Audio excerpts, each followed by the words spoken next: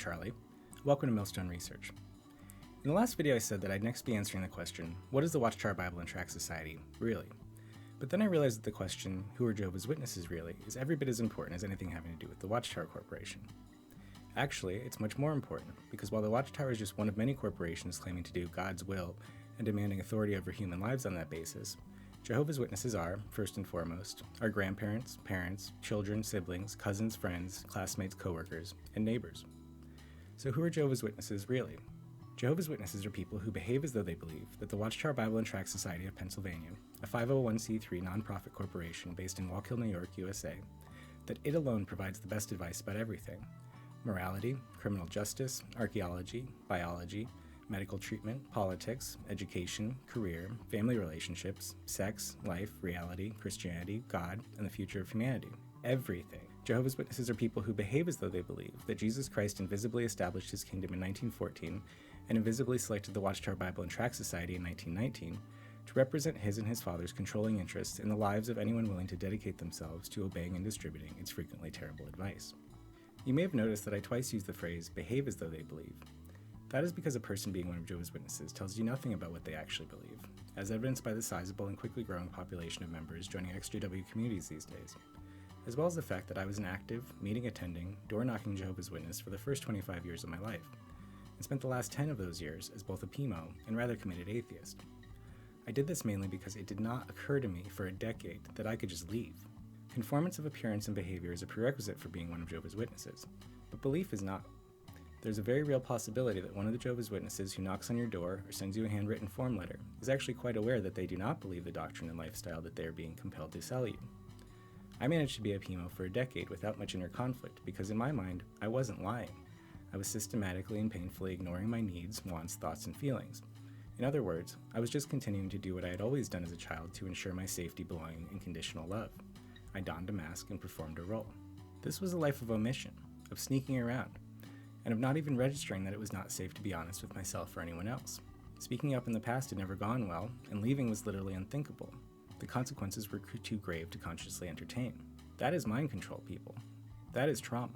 That's why you'll usually hear me say, the Watchtower claims, instead of Jehovah's Witnesses believe.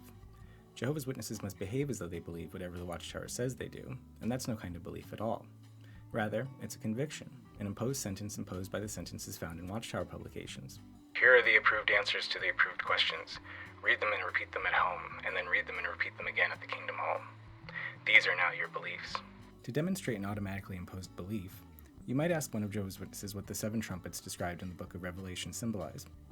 Many witnesses are not aware of this, but on page 133 of the book Revelation, its grand climax at hand, the Watchtower claims that nearly 2 millennia ago, the author of the book of Revelation was inspired by God's Holy Spirit to prophesy a series of proclamations made at the Watchtower's conventions between 1922 and 1928.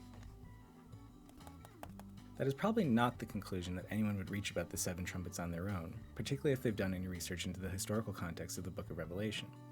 But Jehovah's Witnesses have 3 options when faced with extraordinary claims like this. They can believe the Watchtower is nonsense, behave as though they believe the Watchtower is nonsense, or face the very real possibility of emotional blackmail and social exclusion for ever stating that they do not believe the Watchtower is nonsense. It doesn't matter one bit whether the 7 trumpets symbolize Watchtower sales conferences, conventions or not. That claim is the truth, because the Watchtower deems it so. I could list a few dozen other examples of this, but that's not really the point of this video. Even Jehovah's Witness atheists believe in the Watchtower's ability to punish them for the unforgivable sin of disagreement. As I mentioned in Exit Sport 4, the word Lord is a contraction of Loford, as in the person who feeds you and therefore controls your life, and what is claimed to be the faithful and discreet slave's primary responsibility? To provide food at the proper time. Let's be clear, the leadership of the Watchtower Bible and Tract Society are the lords of Jehovah's Witnesses' lives and their highest authority, irrespective of whether a person believes it, because those men and their elderlings, wield the power to separate us from our most dearly loved ones and or turn them against us. We know it, and they know it. As a consequence of this perpetual threat, we hide ourselves, and this protective disguise is decried as living a double life. But the phenomenon of millions of people behaving as though they believe whatever the highest authority dictates is not unique to Jehovah's Witnesses, and it is nothing new.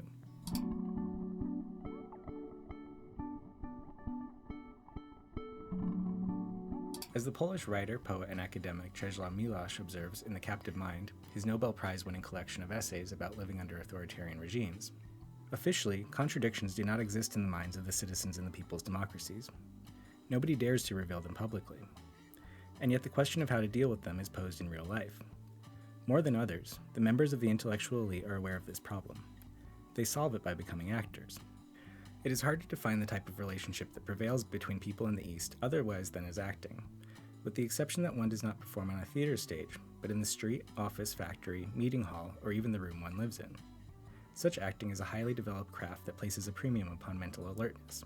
Before it leaves the lips, every word must be evaluated as to its consequences. A smile that appears at the wrong moment, a glance that is not all it should be, can occasion dangerous suspicions and accusations. Even one's gestures, tone of voice, or preference for certain kinds of neckties are interpreted as signs of one's political tendencies. If you just felt a chill of recognition run up your spine at that description, then you are exactly who this is meant for. Miłosz continues, of course, all human behavior contains a significant amount of acting. A man reacts to his environment and is molded by it even in his gestures. Nevertheless, what we find in the people's democracies is a conscious mass play rather than automatic imitation. After long acquaintance with his role, a man grows into it so closely that he can no longer differentiate his true self from the self he simulates, so that even the most intimate individuals speak to each other in party slogans. To identify oneself with the role one is obliged to play brings relief and permits a relaxation of one's vigilance. Proper reflexes at the proper moment become truly automatic. One of the scariest questions that any of us ever has to face is, who am I, if not one of Jehovah's Witnesses? That's an important question that we'll be discussing more in Exit Support 8. Simultaneously, that which we protect from prying eyes takes on a special value because it is never clearly formulated in words, and hence has the irrational charm of things purely emotional. Man takes refuge in an inner sanctuary which is the more precious the greater the price he has to pay to bar others from accessing it. So when I was a kid, I always hid a stash somewhere of my most precious things in the world. These were usually comic books, cool rocks and pocket knives, firecrackers, a handwritten note from Daniel Sidlick, and art that I had created. Recently I realized that I never displayed my most precious possessions openly, because then they might have been judged, mocked, or taken away. We all protect the most precious, beautiful, and interesting parts of ourselves for the same reasons, sometimes so deeply that we completely lose sight of them. Acting on a comparable scale has not occurred often in the history of the human race, yet we happen across a striking analogy in the Islamic civilization of the Middle East. Not only was the game played in defense of one's thoughts and feelings well known there, but indeed it was transformed into a permanent institution and graced with the name of Ketman. I disagree that this phenomenon is rare. Ketman derives from the Arabic word katama, which means to conceal or hide. Ketman becomes an essential skill for anyone living under constant threat of punishment for nonconformity, dissent, or not knowing one's place. Whether political, religious, or cultural, the abusive dynamic of do what I say or else and act like you like it is not unusual whatsoever throughout the history of human civilization. It's just tyranny. So what is Ketman? Ketman is inwardly dissenting while outwardly conforming. Ketman is masking one's true beliefs and experiences by performing a role and sustaining the shared fantasies of abusers. Ketman is behaving as though you believe. Ketman is being in the closet. Ketman is being a PMO. Ketman is a child's innate means of coping with narcissistic abuse. Simply put, Ketman is doing what you have to do to survive until escaping to a safer environment.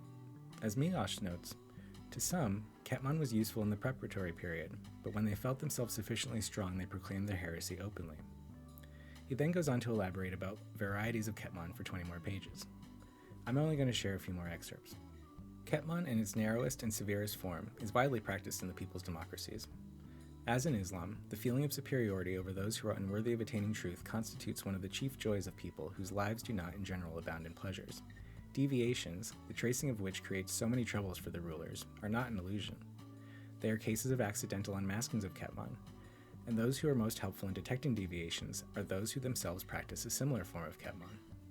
Recognizing in other acrobats the tricks they themselves employ, they take advantage of the first occasion to down an opponent or friend. Thus they protect themselves, and the measure of dexterity is to anticipate by at least one day the similar accusation which could be leveled against them by the man they denounce. Since the number of varieties of Ketman is practically unlimited, the naming of deviations cannot keep pace with the weeding of a garden so full of unexpected specimens of heresy. Every new commentary on the precepts of the new faith, proclaimed by the center, multiplies the internal reservations of those who are externally the most faithful. Listen, elders are not your friends. They represent the prosecution. Instructive displays of condemnation, taught the public what kind of phrases and reflexes can expose one to reproach for harboring this fatal tendency. The surest safeguard is to manifest loudly one's awe at Russia's achievements in every field of endeavor, to carry Russian books under one's arm, to hum Russian songs, to applaud Russian actors and musicians enthusiastically, etc. I'm going to read that again with one slight difference. The surest safeguard is to manifest loudly one's awe at the Watchtower's achievements in every field of endeavor, to carry Watchtower books under one's arm, to hum Watchtower songs, to applaud the Watchtower's actors and musicians enthusiastically, etc. The pattern holds because they're both authoritarian regimes. Fear paralyzes individuality and makes people adjust themselves as much as possible to the average type in their gestures, clothing, and facial expressions. Streets, factories, and meeting places sport the inevitable red flags and painted slogans. The new buildings are monumental and oppressive, lightness and charm in architecture being condemned as formalistic. That adjusting themselves as much as possible to the average type describes when everyone is so afraid of stumbling someone that they self-police rather than risk the chance of being counseled about their dress or grooming. And the last time I visited a Kingdom Hall, it really struck me that the fluorescent track lighting, beige everything, and lack of windows creates a perfect environment in which to space out and dissociate. That is not a coincidence. Professional Ketman is reasoned thus. Since I find myself in circumstances over which I have no control, and since I have but one life and that is fleeting, I should strive to do my best. I am like a crustacean attached to a crag on the bottom of the sea. Over me storms rage and huge ships sail, but my entire effort is concentrated upon clinging to the rock, for otherwise I will be carried off by the waters and perish, leaving no trace behind. The development of a new man is the key point in the New Faith program. Demands made upon party members are exceedingly harsh. One exacts of them no small degree of abstinence. As a result, admission to the party is not unlike entrance into a religious order, and the literature of the New Faith treats this act with a gravity equal to that which Catholic literature speaks of the vows of young nuns. The higher one stands in the party's hierarchy, the more attentively is one's private life supervised. Love of money, drunkenness, or a confused love life disqualify a party member from holding important offices. The general ethical ideal of the New Faith is puritanical. If it were feasible to lodge all the citizens in cells and release them only for work or political meetings, that would undoubtedly be more desirable.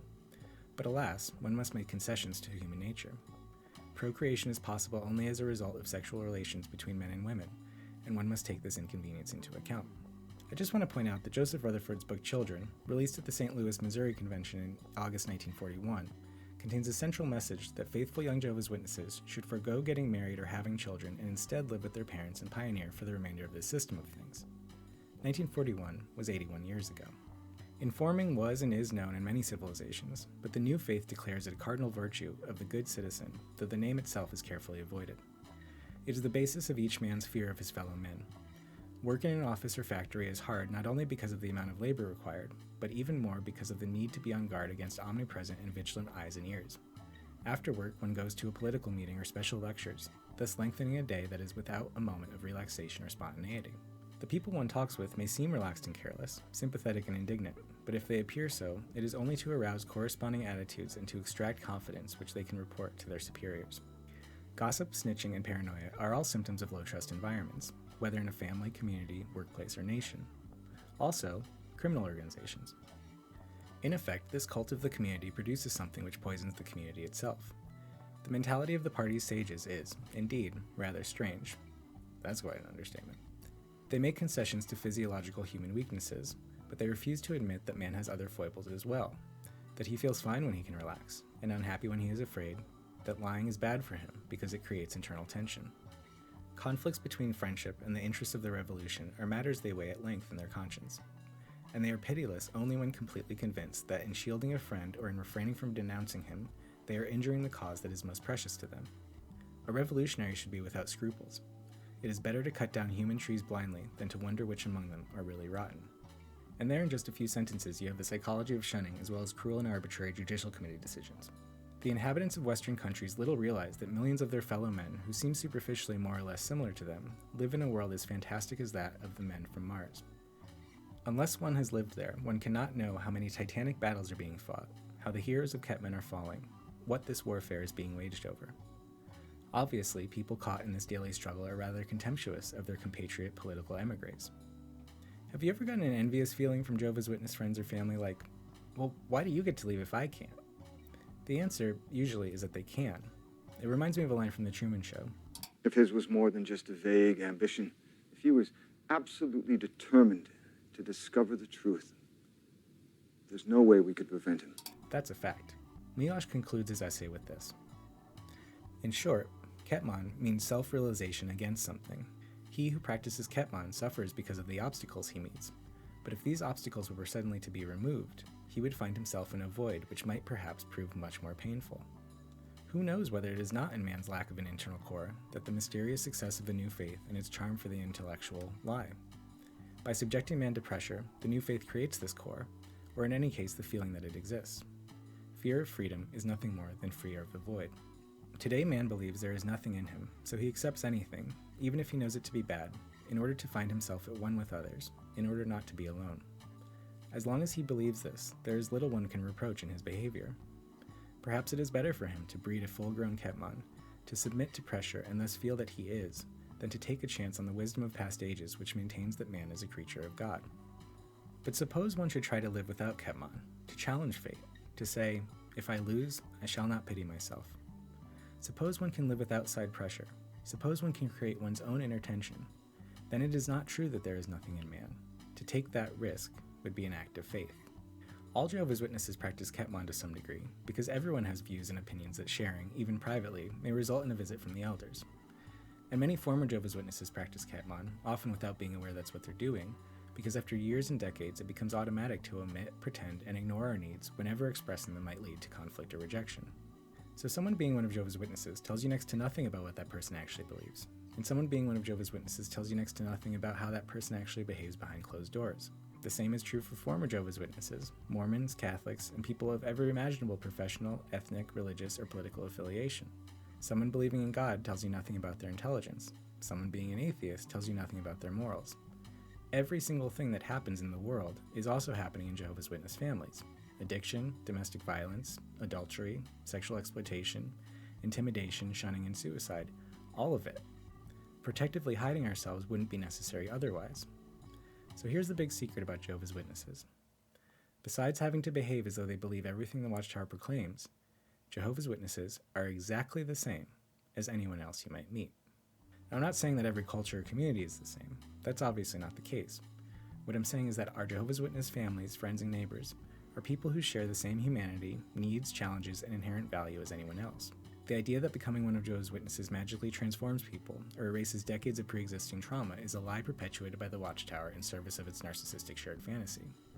Escaping the Watchtower's imaginary kingdom doesn't magically transform or heal anyone either.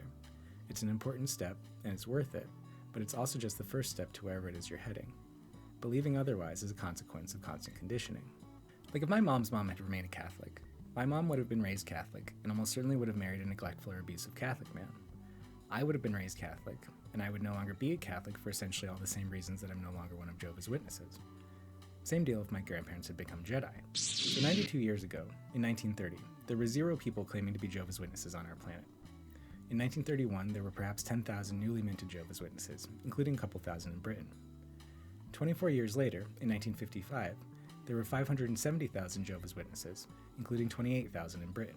In 1977, there were 0 people claiming to be Jedi and 2.1 million people claiming to be Jehovah's Witnesses, including 77,000 in Britain. 24 years later, in 2001, there were 5.8 million people claiming to be Jehovah's Witnesses, including 120,000 in Britain. In the British Census conducted that same year, 390,127 people claimed to be members of the Jedi religion, more than 3 times the number of British people claiming to be Jehovah's Witnesses. Were all of those people real Jedi, or were they only behaving as though they believed in the Force? Is this an unfair comparison? Because the idea of Jehovah's Witnesses as a distinct group of people first appeared in the imagination of Joseph Rutherford, just like the idea of the Jedi Order first appeared in the imagination of George Lucas. Those are just facts about reality. My point is that if my grandmother had become a Jedi, my mom would have been raised as a Jedi, I would have been raised as a Jedi, and eventually I would have left for essentially all the same reasons that I could not remain one of Jehovah's Witnesses. Because this young Padawan would still have concluded that indoctrinating children is wrong, that slavery is wrong, and that it's all made up anyway. But that wouldn't make me a Sith, and my grandmother being a Jedi wouldn't be the most important thing about her to me. Her religious views weren't especially relevant to the relationship we had. To me, she was just Nana. She was not my Jehovah's Witness grandmother, and I am not her ex-Jehovah's Witness grandson. Those distinctions are imaginary, while our relationship was very real. The Jehovah's Witness versus ex-Jehovah's Witness distinction is just more of the same black and white, us versus them, good versus bad thinking that the Watchtower promotes and ultimately needs to survive. Same for Jehovah's Witnesses as a distinct group. It's a mythological designation, not a practical one. Active, believing Jehovah's Witnesses imagine something specific when they think of Jehovah's Witnesses as a group, as do former witnesses, as well as people who are never affiliated. All of those imagined groups are false images, because it isn't possible to have a conversation or relationship with Jehovah's Witnesses as a group. You can only interact with Jehovah's Witnesses as individuals, as family, friends, classmates, coworkers, and neighbors. Same for anyone else you might meet. A more helpful way to think of our witness families is as people with an unhealthy emotional dependence on the Watchtower's spiritual food and community dependence on other heavy consumers of it. So what is spiritual food? Spiritual food is what the Watchtower produces, and what consuming spiritual food produces is more Jehovah's Witnesses who compulsively consume it. Consumption of the Watchtower's spiritual food, its advertising and propaganda, is used by Jehovah's Witnesses to numb painful or dysregulated inner emotional states and provides a feeling of control over unpredictable or frightening reality. Regular use leads to changes in socializing through a withdrawal from society and/or adoption of new friends who also all tend to be heavy consumers. It must be regularly consumed to maintain its effects, and must be consumed in greater amounts after years or decades to continue to work. It leads to significant shifts in habits, values, appearance, and the ability to maintain healthy relationships. It becomes such a part of a person's identity, routine, or community that any suggestion of it being harmful or unnecessary is met with panic, hostility, and more isolation. This is because long-term users are terrified of picturing how their lives would look without it.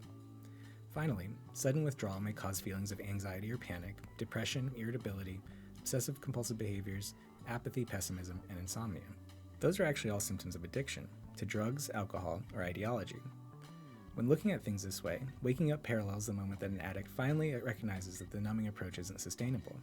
The drug stops working like it used to, and eventually the pain of the situation overcomes the fear of making real change. Now seems like a good time to point out that Watchtower articles about addiction rarely link it to trauma or suggest professional support for addictive behavior. Instead, their solution is always to consume more of their drug and to demonstrate self-control, which, as any former addict can tell you, will not work. Shunning and scapegoating people who leave the group are both excellent ways to prevent dependent Jehovah's Witnesses from ever facing ideological interventions. This religious xenophobia maximizes physical, mental, and emotional dependence on the herd and prevents Jehovah's Witnesses from ever coming to see non- and former witnesses as normal, loving, sane humans who are perhaps not deserving of eternal destruction very, very soon. Have you ever wondered why our Jehovah's Witness family and friends can face countless rejections from their field service and letter writing without the slightest trouble, and yet rejection of the same beliefs becomes intolerable when you do it? That's because worldly people have no credibility in their minds. The rejection is expected and confirms comforting but mistaken beliefs about themselves and reality. But when it's someone they know, love, and maybe even raised, it's experienced as betrayal because you are credible, and the Watchtower's shared fantasy becomes much harder to maintain when you refuse to play along. To recap, Jehovah's Witnesses are a group of people practicing Ketman, most without ever realizing it. The Watchtower's new personality is a mask worn to protect the most precious, beautiful, and interesting parts of ourselves. In cult research circles, it's called the pseudo-personality. Jehovah's Witnesses are by no means unique in having to perform to belong, and pretending is painful, so they numb themselves. The numbing method favored by Jehovah's Witnesses is the Watchtower's spiritual food, which creates an emotional dependence on it and on other full-time users, our spiritual drinking buddies. Weaning ourselves from this may lead to losing everyone we know and love in the process. This is an inverse intervention, a double bind. Jehovah's Witnesses are not stupid, they're scared. Jehovah's Witnesses are not evil, they're ignorant of themselves and of reality. Jehovah's Witnesses don't need to be mocked, and they certainly don't need to be persecuted. The criminals among them need to be prosecuted, but that's only going to happen by first addressing the victim's fears and group dependence, and we, their family, friends, classmates, coworkers, and neighbors, can only do that as individuals.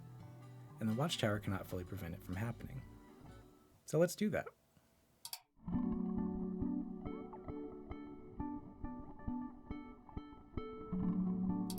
What does that mean, Apprivoisé? It is an act too often neglected, said the fox. It means to establish ties. To establish ties, asked the little prince. Just that, said the fox. To me, you are still nothing more than a little boy who is just like 100,000 other little boys, and I have no need of you, and you, on your part, have no need of me. To you, I am nothing more than a fox like 100,000 other foxes. But if we apprivoisé, then we shall need each other. To me, you shall be unique in all the world. To you, I shall be unique in all the world. My life is very monotonous, the fox said. I hunt chickens, men hunt me. All the chickens are just alike, and all the men are just alike, and in consequence, I am a little bored. But if you apprivoisé me, it will be as if the sun came to shine on my life. I shall know the sound of a step that will be different from all the others. Other steps send me hurrying back underneath the ground. Yours will call me, like music, out of my burrow. And then look, you see the grain fields down yonder? I do not eat bread. Wheat is of no use to me. The wheat fields have nothing to say to me. And that is sad. But you have hair that is the color of gold. Think how wonderful that will be when we have established ties. The grain, which is also golden, will bring me back the thought of you, and I shall love to listen to the wind and the wheat. The fox gazed at the little prince for a long time. Please establish ties with me, said the fox. I want to very much, the little prince replied, but I have not much time.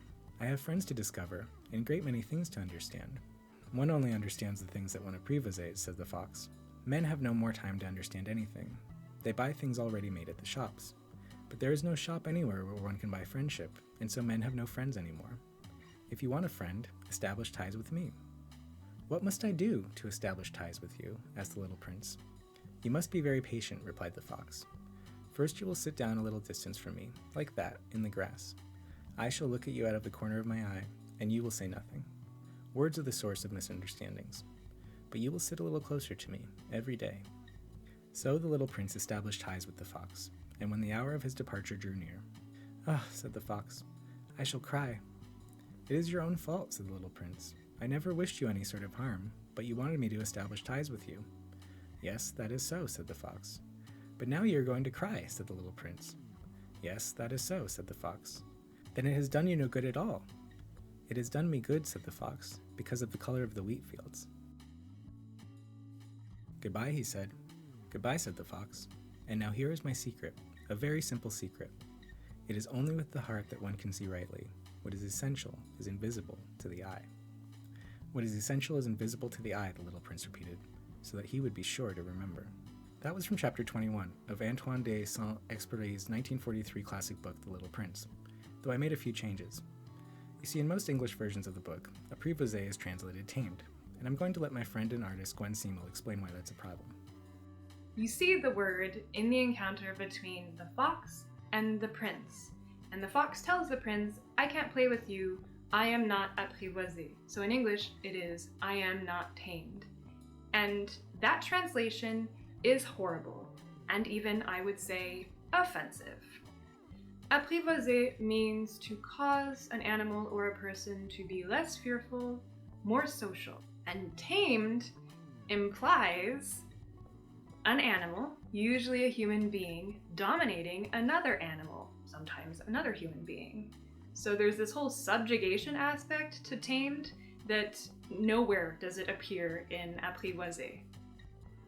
And that means that generations of English speakers have been reading The Little Prince and completely misunderstanding a central point of the book. They've been, I guess, believing that this book is trying to tell you that for there to be love, there must be some kind of submission.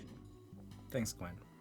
So question, do Jehovah's Witness children grow up reading any books that say that for there to be love, there must be some kind of submission? At times, submitting may be irksome, but love will help us to submit humbly. Love for God and love for those to whom we must submit. Love will help us to be obedient to those who are taking the lead among us in the Christian congregation and to be submissive to them. Love will enable wives to appreciate that just as the congregation is in subjection to the Christ, they are to be in subjection to their husbands. And love will make it easy for children to be obedient to their parents in union with the Lord. That's from the 1962 Watchtower article, Humility, Love's Complement. In fact, the Watchtower constantly conflates love and submission, always to bolster their own authority and the abusive policies that perpetuate domestic violence and child abuse. Emotionally dysregulated men given a blank check of headship inevitably become tyrants the moment they're looking for someone weaker to blame for their feelings of shame and inadequacy. Because it benefits the Watchtower, all of us were raised to believe that love and submission are inseparable, just like we were told that only by doing more and doing better could we earn love, belonging, and protection. Just like we were told that we would lose that love, belonging, and protection for ever daring to honestly express our thoughts, feelings, wants, and needs. Those were objectifying and dehumanizing narcissistic lies, and they were told to us through word and action countless times before we could even speak. So it's no surprise that so many of us struggle to recognize our value, or allow ourselves to really be seen by anyone. The words apprivoisé and private share the same Latin root. So another way to think of Apprivoisé is creating a private place where we can honestly express ourselves with another person, and they can honestly express themselves with us. A safe base. That can't happen when we treat others as a resource or utility. It can't happen in a dynamic of dominance and submission. It also can't happen if we approach others while saddling them with our own affiliation-based fears, assumptions, and projections. When we do that, something precious is lost, and the only winners are the rulers whose power entirely depends on our emotional investment in their lives. Apprivoisé doesn't happen instantly. In fact, it begins with the wariness and lack of trust that people coming from a hostile environment tend to feel. As the fox explained, it grows in quiet moments and requires patience and consistency. Only by teaching ourselves about boundaries, healthy communication, and healthy relationships can we offer them to others. Apprivoisé requires loving people as they are now. People aren't things or objects. We're a complex process that will never be perfect because it will never be finished. That's just another Watchtower lie. But when we come to see the beauty and growth and begin loving people as they are becoming, the nature of relationship itself is transformed, and it becomes clear that what is essential is invisible to the eye. As witnesses, we were told countless times that man looks on the outward appearance, but the Lord looks on the heart. Which does the Watchtower, those lords of our lives, care about most?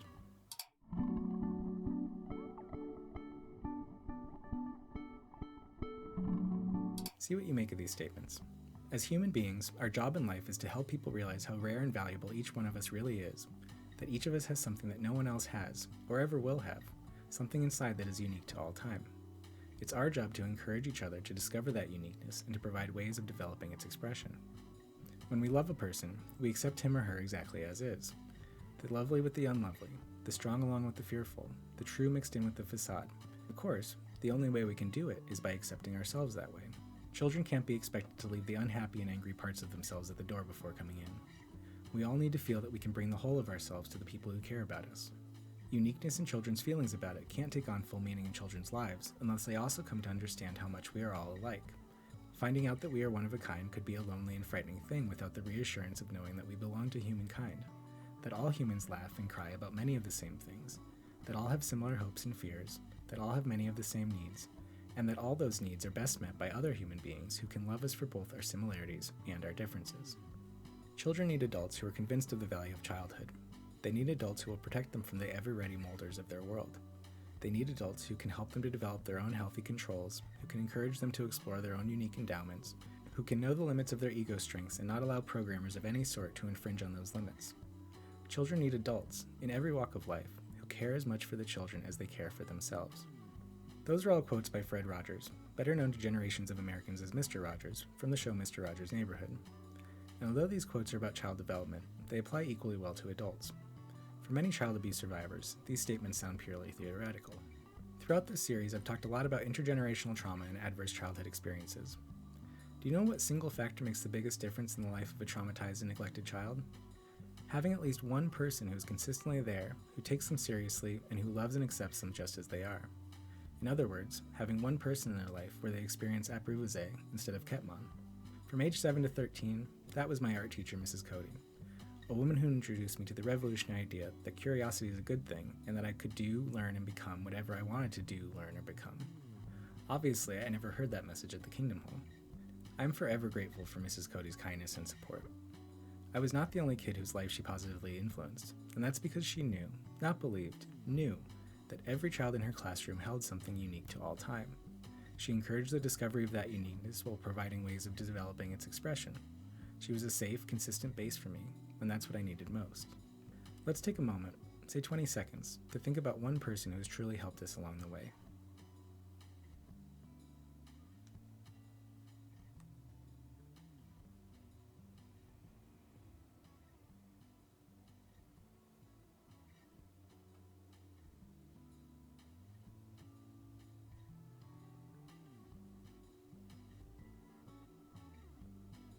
It's perfectly alright if the person you thought of is a witness. I thought of my mom. My mom is a good person. There's no asterisk after that, no qualifier. She is a good person, and she also happens to be emotionally dependent on the Watchtower's spiritual food. If she stopped being a witness tomorrow, she would not certainly transform into someone else, and I wouldn't want her to. I don't excuse her willful ignorance of the Watchtower's abuse, but I do understand it as both a former witness and erstwhile addict.